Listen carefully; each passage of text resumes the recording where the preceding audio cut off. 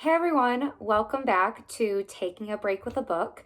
I am so happy that you're going to join us today. I am going to be reading the very first chapter of Ghost by Jason Reynolds. Ghost is about a 12-year-old boy who has a pretty tough life, and right in the first chapter, he kind of lets us in on the secret about what happened to him and his mom when he was a little bit younger.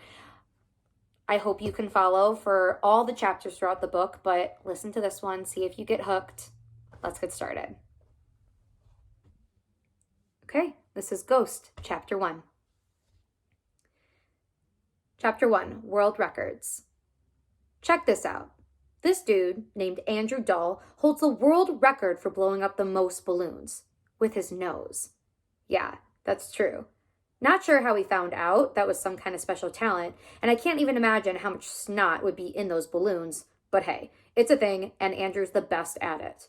There's also this lady named Charlotte Lee who holds the world record for owning the most rubber ducks. No lie. Here's what's weird about that. Why would you even want one rubber duck, let alone 5,631? I mean, come on. And me. Well, I probably hold the world record for knowing about the most world records. That and for eating the most sunflower seeds. Let me guess. Sunflower seeds. Mr. Charles practically shouts from behind the counter of what he calls his country store, even though we live in the city. Mr. Charles, who, by the way, looks just like James Brown, if James Brown were white, has been ringing me up for sunflower seeds 5 days a week for about, let me think, since the 4th grade, which is when Ma took the hospital job. So for about 3 years now. He's also hard of hearing, which, when my mom used to say this, I always thought she was saying harder hearing, which made no sense at all to me. I don't know why she didn't just say almost deaf. Maybe because hard of hearing is more like hospital talk, which was probably rubbing off on her. But yeah, Mr. Charles can barely hear a thing, which is why he's always yelling at everybody and everybody's always yelling at him. His store is a straight up scream fest. Not to mention the extra sound effects from the loud TV he keeps behind the counter.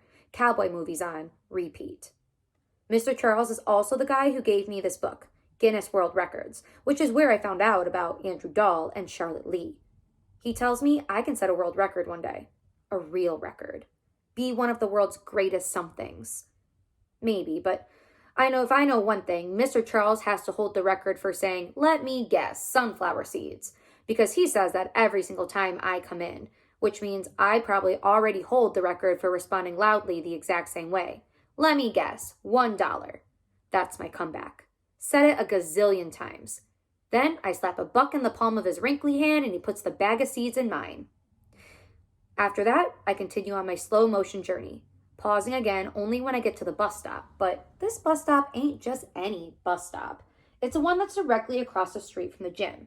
I just sit there with the other people waiting for the bus, except I'm not ever actually waiting for it. The bus gets you home fast, and I don't want that. I just go there to look at the people working out. See, the gym across the street has this big window, like the whole wall is a window. And they have those machines that make you feel like you're walking up steps, and so everybody would just be facing the bus stop, looking all crazy, like they're about to pass out. And trust me, there ain't nothing funnier than that. So I checked that out for a little while it's some kind of movie, the About to Pass Out show, starring stair-stepper person 1 through 10. I know this all probably sounds kind of weird, maybe even creepy, but it's something to do when you're bored. Best part about sitting there is tearing into my sunflower seeds, like they're Theodore popcorn. About the sunflower seeds. I used to just put a whole bunch of them in my mouth at the same time. Suck all the salt off, then spit them out all machine gun style. I could have probably set a world record in that too, but now I've matured. Now I take my time, moving them around, positioning them for the perfect bite to pop open the shell, then carefully separating the seed from it with my tongue, then, and this is the hard part, keeping the little seed safe in the space between my teeth and tongue. I spit the shells out. And finally, after all that, I chew the seed up. I'm like a master at it, even though, honestly, sunflower seeds don't taste like nothing. I'm not even sure they're really worth all the hassle, but I like the process anyway. My dad used to eat sunflower seeds too. That's where I get it from. But he used to chew the whole thing up. The shells, the seeds, everything. Just devour them like some kind of beast. When I was really young, I used to ask him if a sunflower was going to grow inside of him since he ate the seeds so much. He was always watching some kind of game, like football or basketball, and he'd turn to me just for a second, just long enough not to miss a play and say, "Sunflowers are all up in me, kid." Then he'd shake up the seeds in his palm like dice before throwing another bunch in his grill to chomp down on. But let me tell you, my dad was lying. Wasn't no sunflowers growing in him. Couldn't have been. I don't know a whole lot about sunflowers, but I know they're pretty and girls like them.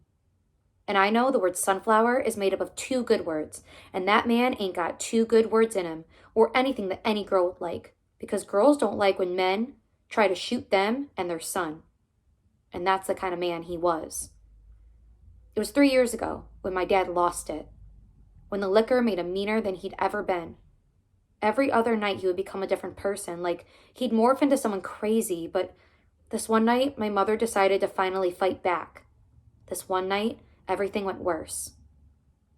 I had my head sandwiched between the mattress and my pillow, something I got used to doing whenever they were going at it, when my mom crashed into my bedroom. "We gotta go," she said, yanking the covers off the bed, and then I didn't move fast enough. She yelled, "Come on!" Next thing I knew, she was dragging me down the hallway, my feet tripping over themselves, and that's when I looked back and saw him, my dad, staggering from the bedroom, his lips bloody, a pistol in his hand. "Don't make me do this, Terry," he angrily begged, but me and my mom kept rolling. The sound of the gun cocking, the sound of the door unlocking. As soon as she swung the door open, my dad fired a shot. He was shooting at us, my dad. My dad was actually shooting at us. His wife and his boy. I didn't look to see what he hit, mainly because I was scared it was going to be me or Ma. The sound was big and sharp enough to make me feel like my brain was going to pop in my head, enough to make my heart hiccup. But the craziest thing was, I felt like the shot, loudest sound I'd ever heard, made my legs move even faster. I don't know if that's possible, but that's definitely what it seemed like. My mom and I kept running. Down the staircase, into the street, breaking into the darkness with death chasing behind us. We ran and ran and ran until finally we came up on Mr. Charles's store, which luckily for us stays open 24/7. Mr. Charles took one look at me and my mom, out of breath, crying, barefoot in our pajamas, and hid us in the storage room while he called the cops. We stayed there all night. I haven't seen my dad since. Ma said the cops said that when they got to the house, he was sitting outside on the steps shirtless, with a pistol behind him, guzzling beer, eating sunflower seeds, waiting. Like he wanted to get caught. Like it was no big deal. They gave him 10 years in prison, and to be honest, I don't know if I'm happy about that or not. Sometimes I wish he would have gotten forever in jail. Other times, I wish he was home on the couch, watching the game, shaking seeds in his hand. Either way, one thing is for sure. That was the night I learned how to run. So when I was done sitting at the bus stop in front of the gym and came across all those kids on the track at the park practicing, I had to go see what was going on. Because running ain't nothing I had to practice. It's just something I knew how to do. That is chapter 1 of Ghost by Jason Reynolds. I hope you're hooked. This is like our classroom favorite. So tune in tomorrow and I will read the second chapter. Stay safe, wash your hands, power to the people. Bye, friends.